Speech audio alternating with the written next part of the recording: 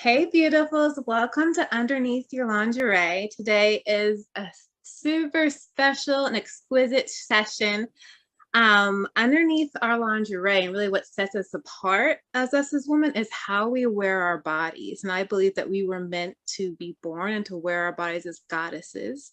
The secret to lingerie is all in how you own it. And there's no woman who exemplifies this better today than our gorgeous guest. So welcome to the podcast. Thank you so much, Jasmine. Thank you for having me today.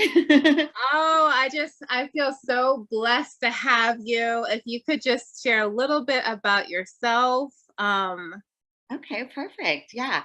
Well, my name is Carla Maria, and currently, I work as an intuitive healer, energy healing teacher, and psychic medium. So I do readings of all different sorts and also all different kinds of energy work, from clearing people's energy, realigning chakras, to working on things like exorcisms, things from releasing spirits from, trapped lands, properties, people's homes, all different kinds of stuff. So it's a very interesting line of work. I love it. I love it. And, I believe as women, we talk about how do we align the lingerie of our bodies nutritionally? How do we do it in terms of exercise? But this real secret is how we align our lingerie vibrationally, especially on a celestial level. So this is why. And for a little backstory on how I met Carla. So I had been praying and crying for 2 years for someone to need a rep. And I was like, I just literally have been reaching out, like, please, please, please. And for 2 years, I've literally been for a session with her. Now I can see after a first session, I can see I had to train before I could even be able to do any type of reps at this type of level. And there's this guy, Mike Rashid, who has a podcast that I've been following for a few years called Mental Jewels. And usually it's this training podcast. And I look over, I think it's called Lion, Elephants, and Lion, Owls, and Elephants. But the one day he had this gorgeous Filipino goddess just sitting there on his couch. And it's not like the normal, jacked up dude. I'm like, who is this goddess? And I love Mike. He's kind of like me, where I tend to talk a little bit, and he always has something to say. And throughout this whole podcast, he was quiet. He took his notes. He was so studious and so wrapped up. And the way this woman owned herself, I was like, how do you own yourself like this? So that's where I met Carla. You're one of a kind. You're one of a kind. So in the theme of lingerie, Carla, if you were a lingerie collection or lingerie design, what would be your lingerie collection or style of your design? I think probably anything that has to do with, I love lace, and I love also the corseted look, right? I know people always, they think, there's always this misconception of people oh, corsets, they restrain you, they restrict you, they're not healthy. But I think it's more about being able to really enhance the beauty, the femininity you have, but also to the main thing with a corset, I always say, is it's about training yourself to be able to carry yourself in it comfortably, right? Adjusting kind of your breathing and being able to learn how to move differently. And I think as a woman, a lot of our power comes from adaptability. And so that's why I think that's kind of the style I always have gravitated towards, right? Even though some people see it as restrictive and they have all these weird kind of misconceptions about it. No, I love it, because it's kind of so I started to get back to running. And earlier this morning, I was dying because I'm getting back to it. I'm trying to stay in my parasympathetic nervous system. I was kind of how do I breathe the way I used to breathe, but do it in a new way in my body?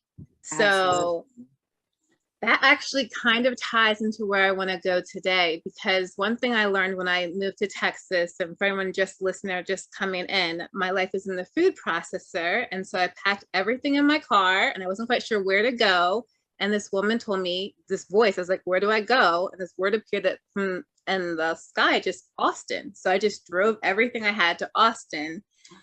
And I kind of said I learned about white tantra in Austin, and then my body fell apart more. I learned about dark tantra in Florida. And I think of it kind of as a Victoria's Secret store where you have the black sexy section and you have the light pink section. But like all of that together is what makes a woman in our bodies. I completely agree. You need to understand both elements. Mm-hmm. Yeah, you have to. And to kind of take us deep. So I reached out to Carla because there was this, there's been changes happening within my body. So we're gonna go celestially deep during this podcast. Okay, ladies? So get ready. So there was changes happening to me within my body, especially when I'm sick. I could start to see different things. So I could see like energy pouring out from the most feminine part of my body, my vagina. I was like, what's going on? Like, I don't understand what's happening. And on this podcast, I've talked before about a dream I've had where I've been walking down the outdoor courtyard, right? And there's like men around waiting for me. Well, the craziest thing is I went to an expo a few months ago and like my vagina woke up and it started doing this similar things. And I'm like, what's going on? You know? And I also had a experience as a kid where I would do the same kind of ritual with my Barbies, which I know sounds insane, right? Plus like memories that started to come to me through my body when I was in Texas. So all these connections, I was like, what is going with our bodies? I didn't know. And yesterday I was kind of thinking it's about getting the woman that I learned, because I learned I was this woman from history. The only way I could carry her though, if I was Jasmine underneath to carry her. Yes. Because whenever I researched this one, I haven't done a lot of research, but this name that appeared to me, I was like, what is my name? What is my name? And I saw this statue of this lady and I looked up the statue and I found out who I used to be. It's like through this vision, right? And every time you look in history, she's paired with a masculine energy, a very strong masculine energy, right? Until I think perhaps she met the Jasmine that could break that. Because Jasmine just like, I don't need a man. And that's kind of my vibe. So with you, what is your personal story of like how you found your gifts in terms of where you were before within your corset that helped you feel ridged in versus the lace? And how did you incorporate the two into each other? I know that was a super long question. No, sweetie, not at all. Don't apologize. I love your energy. Well, you know, Jasmine, you know very well that I'm extremely like candid about everything, you know, past, present, etc.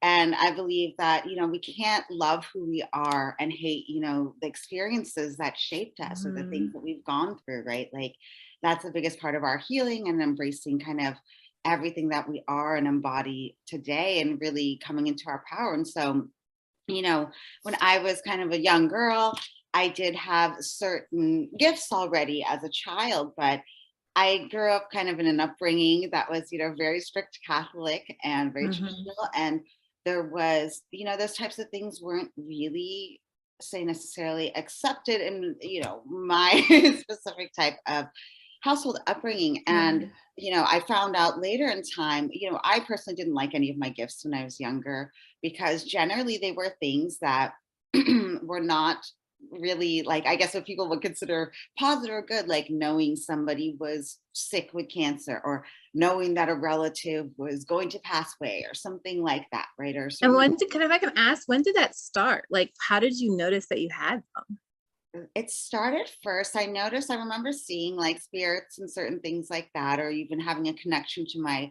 you know, paternal grandmother who I'd never met in my life. She had passed away way before I was born. And I remember that from the time when I was probably like 6, 7 years old or so.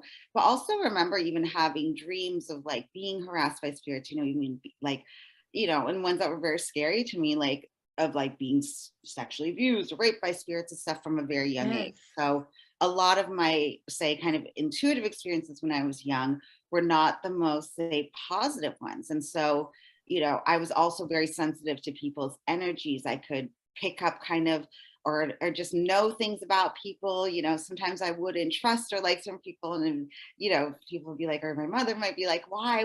Like they're a good person. But it was just, you know, that inner knowing of like, no, something behind the surface is not right here. And Mm. so kind of growing up, I, you know, personally, you know, didn't really care to develop them. I still had them as a child.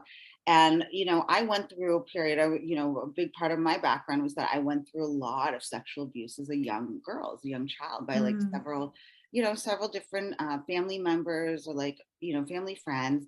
And that really kind of shaped, you know, my reality. So, but, Mhm.